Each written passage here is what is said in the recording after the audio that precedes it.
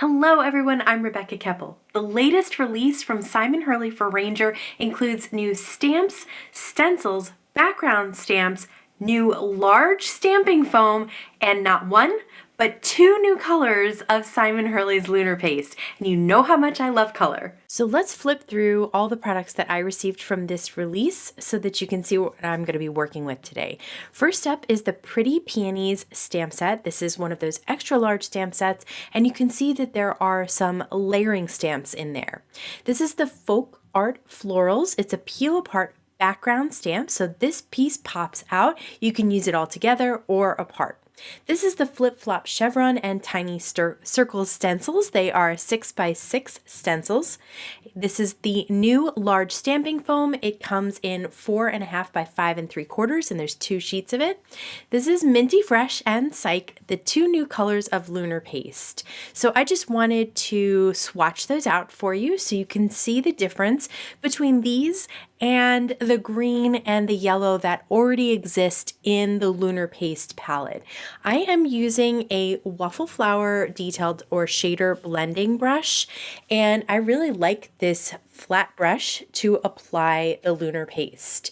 So these are the previous colors that were already out, Slippery When Wet next to the new Sike, and then I'm going to do later Gator next to the new Minty Fresh so that you can see how very different they really are from the colors that already existed. So you can see Minty Fresh on the left, later Gator on the right, and then Sike on the left and Slippery When Wet on the right.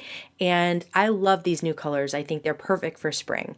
So I'm going to start with the Pretty Peonies stamp set, and I have an A2 piece of white cardstock in my mini Misty, and I'm going to stamp it, the outline, in black ink. Then you just layer the flower layer on top. I'm using Simon Hurley's Piggyback ink.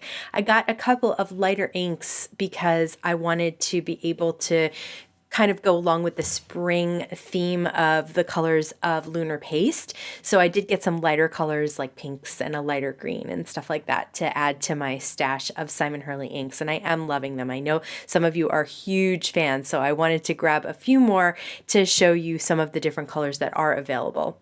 So I am also going to put the layer on the stem and leaf, and then there's another layer for those 2 leaves that are sticking out. So this is a very easy way to have a colored in image. So you could alternatively stamp the image in, say, green or pink, and then color it in with the layering stamps as well. But I really like that look of the black outline. It makes it look like I did some coloring here, which I didn't. So now I'm going to create my background. I have an A2 piece of white cardstock, and I am using some pixie tape to hold it in place on the back of the stencil. And then I'm going to use an ink blender to apply Clear Skies onto the background over the Tiny Circles stencil. This is another new color that I purchased. It's not new to the world, it's new to me, and I really love this color. I think it's so beautiful. So now I'm just going to fussy cut out that flower. All of you know I am not a fussy cutter. I am not good at it. I don't have the patience for it, but these images are large and it makes it a lot easier to just fussy cut them out. You could alternatively just stamp and work right on your background there, but I wanted to pop up that flower. So the first new way I'm going to use the new colors of Lunar Paste is to use that waffle flower flat brush to create a band of color on top of the stencil. What's cool about the Lunar Paste is if you apply it kind of on the thin side, you can still see a haze of the stencil behind it, but it's going to have a nice shiny color on top. These brushes are very easy to clean off. I'm just using some water sprayed and then wiping it on a cloth. And then the last thing I do, once all the paste is really off and there's just a hint of color, I do run it under the faucet to get it completely clean. But I had no trouble getting it off. I did there kind of, I wanted to stamp that sentiment at the bottom right, and I realized I had it upside down, so I ended up stamping it on the top left, and you know what? That's okay. So we're just gonna keep moving ahead here. I had a little piece of foam tape, so I put that on the stem to keep that from getting bent when I mail it. And then I have a couple of pieces of foam tape on the flower itself. Again, it's a nice large image that really steals the show, but that band of shiny color behind it really makes me happy. I'm going to do the same taping with the pixie tape behind the cardstock for the flip-flop chevron stencil on another piece of A2 white cardstock. And once I flip that over, I am going to use those brushes to apply several colors of Lunar Paste. Because they're small, I'm able to get right into those little chevrons there, and so I can do several stripes of color without any problems. So I really like this method of applying the Lunar Paste, and this is another way to use those Lunar Pastes with stencils, is to use multiple colors on one stenciled background. So again, you can do that nice little band of color that we did in the last card, or you can do this, which with these brushes is super easy. You can see I'm able to get right into those chevrons, and then I just kind of swipe up and down just to make an even coverage. Okay, I'm going to use the same Pretty Peonies stamp set, but this time I'm going to use the single flower. It doesn't have stem or leaves attached to it. And I'm going to stamp it in black ink, and I'm going to stamp the single leaves. There's 2 single leaves also in black ink. And then I'm going to layer up some color. So again, the layering stamps are so big and it's just one layer. So it's super, super easy. If anybody ever thinks that they can't do layering stamps, you can absolutely do these. They're so simple. It is just the one layer, and it's just to add color. So since we're only working with one layer, what I like to do is play around with adding different colors to that layering stamp. So here I've added a darker blue onto the layer, and I'm going to wipe away any color on the outside and just have the darker color on the inside. And I do wipe it away with a cloth, but I like to use my finger because you can get kind of that soft line from using the pad of your finger to just dab away at the line there. So you can see I'm building up color on the center of the flower. And now it's time to add the leaves. Again, super simple. These are the same exact shape as the outline, so there's no problems lining them up. It was very simple. And again, since they're larger images and kind of basic shapes, there's not lots of tiny little cut-ins or details like that. It's just a nice, pretty large peony. So I was able to fussy cut them out with no problem. And I did leave that little white edge like you would see with a die cut. You could cut it off if you don't like that. You could cut right up to the black line. I did get a little bit of Lunar Paste where I didn't want, so I used a sand eraser to get rid of that. I'm going to trim this panel down a little bit so that I can mat it on some cardstock. So I'm just going back and forth side to side for the trimming so that it keeps the colors on the side. I didn't want one color completely cut off. I'm going to use a few pieces of fun foam here, and I'm going to use a few pieces from a foam roll tape there to pop up this panel on top of an A2 piece of white cardstock, and then I'm going to pop up the flower on that. So lots of dimension, but a pretty simple card, easy to make. And you know, the Lunar Paste actually dries really quickly. I'm super impatient. That's why I got a little bit where I didn't want it, because I touched it too soon, but it really doesn't take as long as some other mediums that I've noticed can take a while to dry, or you really have to leave them alone for a long time. This one, really, the Lunar Paste is pretty quick. So I'm just going to pop up that sentiment as well. Love that shiny background and how it's multicolor, and the new colors combined with the older, later Gator, I think looks really cool. I'm going to pop out the one popped out stamp from that background stamp, and then I'm going to take the mouse pad out of my mini Misty. If you don't have a mouse pad, you probably have a foam pad. You need to take that out because the foam is already attached to a background stamp. So now I'm going to hold my cardstock in place with just a little bit of adhesive. I'm just going to take it away from the side because I want that open space to be on the right hand side, but I want it completely on the card because that's where I'm going to stamp my sentiment. I've shared this before that those pop outs are a really great way to have a sentiment where it's not covered up by that background there.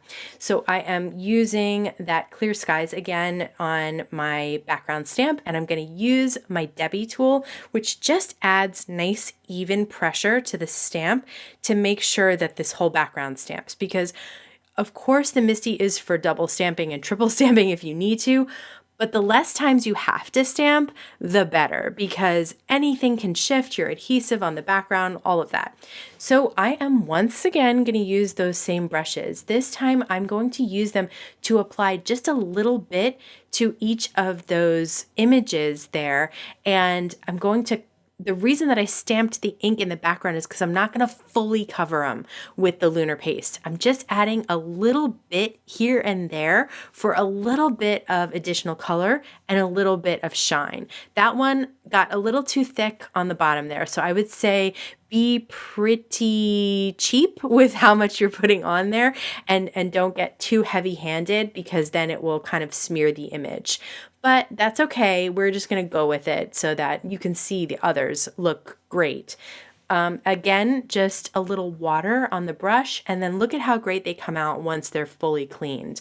They look fantastic. So don't be afraid to try. Well, actually, let me just say that I tried them for you, so you don't have to worry about ruining your brushes. As long as you clean them right away, you should be fine using brushes like that. I did matte this, cut it down a little bit to 4 by 5 1/4, and then matted it on some darker cardstock so that that image kind of really pops, and the sentiment as well is super sweet. Thinking of you at this time. That comes from the Peonies stamp set as well.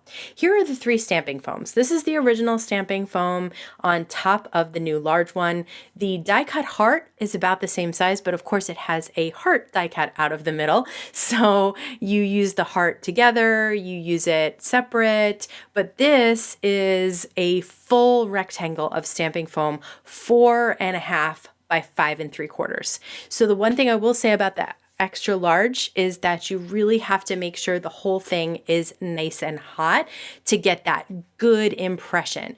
So this is one of those things where I would try less first, and if you don't get a great impression, just heat set that impression out of it, and then try it again with a little more time or a little more heat. So I am going to flip mine over once it's hot. Oh, there's a dog hair. Sorry about that. There's dog hairs everywhere around here. And I can see the nice impression from the stencil once I push down on it. So I really wanted to create kind of like almost a tie-dyed background with the Lunar Paste, but I also liked that impression from the stencil. So I am just kind of swiping color from the new color Sike all over the place, and then kind of filling in some open spots with the new Minty Fresh. Again, I'm using those same shader brushes. It allows me to put on kind of a little blob, but then also to even that out. For the third color, I went to Clear Skies, which is just, again, one of my favorite colors. I love that blue. It's so pretty. So then I'm just filling in some of those open areas.